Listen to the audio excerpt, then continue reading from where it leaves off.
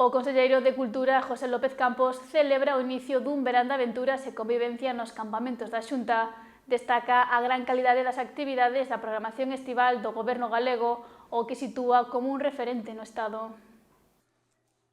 O conselleiro de Cultura, José López Campos, puxo en valor o inicio dun verán de aventura e convivencia coa posta en marcha dos campamentos da Xunta. Fixo cos cativos de 10 a 12 anos que hoxe chegaron ao campamento da Espiñeira en Boiro. Durante a visita puxo en valor a aposta do Goberno galego para ofrecer unha boa programación de verán para a mocidade.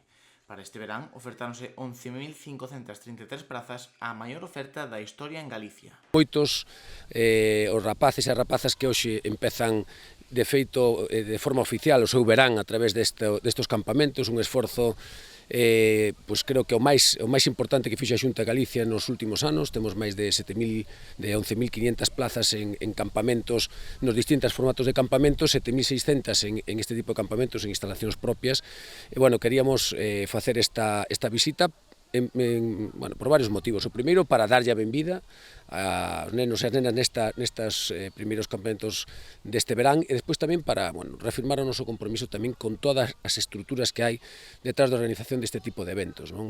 No seu percorrido polo campamento, o conselleiro puido ver como se organizan as diferentes actividades para os mozos, como teatro, circo, maxia, aventura pola natureza ou propostas nocturnas. Todos estes factores fan dos campamentos de verán da Xunta uns dos mellores de España, segundo o conselleiro. Do mellor verán das comunidades autónomas de España. Somos a comunidade autónoma que máis esforzo orzamentario fai, que máis plazas de campamentos saca durante todo o verán, e somos un exemplo, non? Un exemplo a nivel nacional de políticas de xuventude. Neste caso, pois, creo que temos os mellores equipos, temos as magníficas instalacións, como podemos comprobar hoxe aquí en Boiro, e, por tanto, estamos en condicións de garantizar un verán extraordinario para as familias galegas.